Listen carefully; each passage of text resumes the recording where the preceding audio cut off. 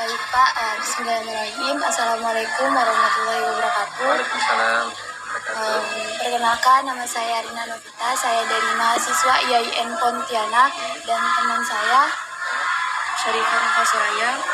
Nah, untuk maksud dan tujuan kami di sini Pak, untuk mewawancari Bapak. Untuk tema yang kami ambil di sini adalah untuk media pembelajaran di masa pandemi. Nah, itu Pak.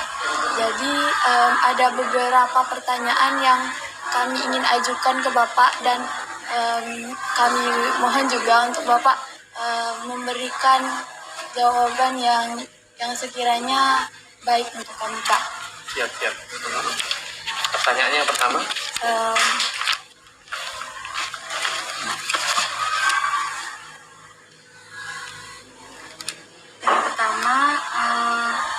Media pembelajaran pada masa apa yang Bapak gunakan media pembelajaran selama masa pandemi? Ya.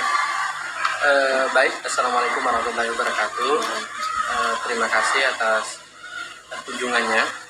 Mudah-mudahan kita semuanya dalam keadaan sehat walafiat. Alhamdulillah, di beberapa pekan terakhir ini kita sudah melaksanakan PTM, walaupun dibagi ganjil genap, artinya kita separuh hari PTM atau pelaksanaan tatap muka di sekolah, ada juga kita melaksanakan PJJ atau pelajaran jarak jauh. Artinya media yang kita gunakan adalah seperti biasa kita memberikan penugasan di saat PJJ, kemudian hasilnya nanti dibawa sekolah untuk dilakukan penilaian.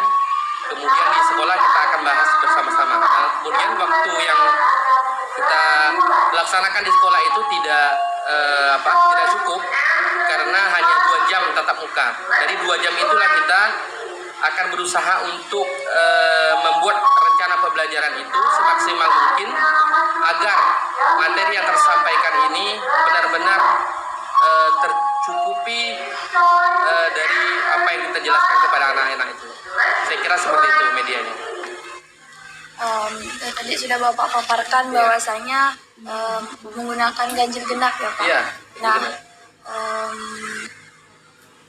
apa sih yang Bapak rasakan dalam permasalahan di media pembelajaran yang ada di masa pandemi ini? Permasalahan apa yang Bapak rasakan seperti itu Pak? Ya.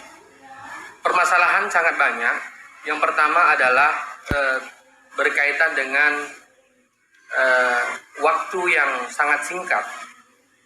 Nah, walaupun ada yang namanya ganjil genap, artinya di sekolah iya, di rumah iya, artinya kita merasa kesulitan di saat kita daring. Yang pertama yang membuat kita agak kesulitan itu adalah tidak semua siswa atau wali murid ini yang update dengan handphone. Satu, yang kedua tidak semua orang tua dan murid ini mempunyai handphone yang kuotanya sangat terbatas.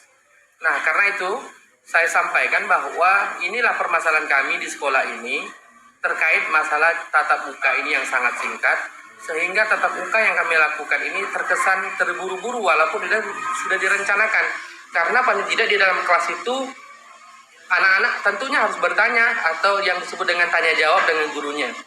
Nah, disitulah kami kadang-kadang kesulitan karena waktu yang singkat ini membuat kami kadang-kadang sangat terkejar-kejar oleh waktu ini. Saya kira seperti itu, Mbak.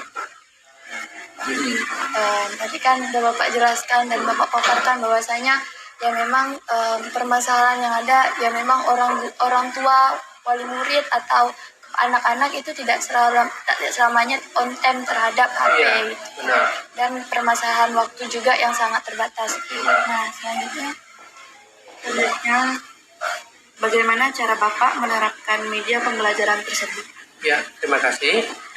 Nah, cara yang paling efektif yang Bapak tempuh pada beberapa pekan terakhir ini adalah yang pertama dengan kita tentunya membuat rencana pembelajaran, karena dasar untuk memulai suatu penilaian itu adalah dengan adanya yang disebut dengan RPP atau Rencana Pembelajaran Tindakan Kelas. Karena kalau itu tidak dibuat, otomatis kita mengajarnya pasti tidak beraturan, tidak sesuai dengan rencana apa yang akan kita sampaikan dalam kelas. Nah tentu walaupun kita sudah membuat itu, namun tentu di lapangan tentu tidak sama. Artinya kenapa? Karena kita pertemuan PTM ini tidak 100%. Itu yang saya sampaikan. Nah, berkaitan dengan waktu itu, kadang-kadang anak-anak ini juga kewalahan dalam mengerjakan tugas. Karena apa? Karena berkaitan dengan waktu tadi, di saat kita memberikan tugas, belum selesai, waktu sudah selesai, anak belum selesai mengerjakan. Nah, disitulah saya kadang-kadang bagaimana membuat refleksi anak ini supaya tugas-tugas atau materi yang saya sampaikan dan soal yang kita berikan itu tidak terlampau banyak, agar waktu yang bisa dikerjakan itu sedapat mungkin bisa dimaksimalkan dengan baik. Saya rasa seperti itu ya, Mbak. Mungkin untuk pertanyaan yang terakhir nih Pak, tentunya dalam media pembelajaran ini ada kekurangan dan kelebihannya. Nah, menurut Bapak apa saja sih kekurangan dan kelebihan di dalam penerapan media pembelajaran di masa pandemi ini, Pak? Ya, saya kira untuk plus minusnya ya, artinya dari keuntungan atau kerugian, yang jelas banyak kerugian ya sebenarnya, terutama dari pihak guru, karena di dalam RPP atau yang disebut dengan administrasi kelas ini, itu kita sudah membuat per semester atau 6 bulan masing-masing dalam tatap muka itu. Artinya yang kita rugikan di dalam kelas ini anak-anak, terutama anak-anak lah ya. Kenapa? Anak-anak tidak dapat menyerap pembelajaran itu dengan baik. Itu yang pertama. Kenapa? Yang seharusnya 100% tinggal 50%. Kan jauh sekali jaraknya itu kan. Jadi kami ini sangat sebenarnya mempunyai permasalahan yang seperti itu. Nah, tapi walaupun demikian, apa boleh buat? Karena waktu yang memang tidak mengizinkan kita untuk PTM 100%. Kenapa? Karena dari pemerintah juga telah memberikan surat bahwa anak-anak ini wajib vaksin. Nah, permasalahan di kelas kami ini, orang tuanya kemarin alhamdulillah sudah divaksin. Namun, anak-anak yang diberikan surat keterangan itu rata-rata seperti ini ya, Mbak. Nah, saya bisa membuktikan secara fisiknya. Ini rata-rata 99% mereka tidak setuju untuk divaksin. Artinya kenapa? Kalau program pemerintah ini tidak berhasil, artinya PTM ini tidak akan bisa dilaksanakan di sekolah. Artinya hanya anak-anak PJJ saja dari rumah. Nah, karena ini adalah merupakan syarat utama vaksin supaya anak-anak bisa ke sekolah. Tetapi dengan adanya persetujuan orang tua yang memiliki hak andil dalam menentukan apakah dia boleh vaksin atau tidak, itu kami serahkan kepada orang tua. Dan itu tidak boleh dipaksa, Mbak. Tidak boleh ada paksaan, karena ini merupakan hak bagi warga negara untuk memiliki atau menentukan haknya dalam vaksin atau tidaknya. Jadi seperti itu, Mbak. Baik Pak, terima kasih untuk waktu Bapak dalam menerima kami di sini.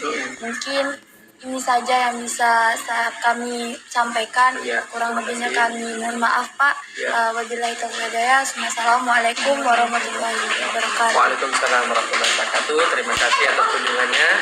Mudah-mudahan dapat bermanfaat.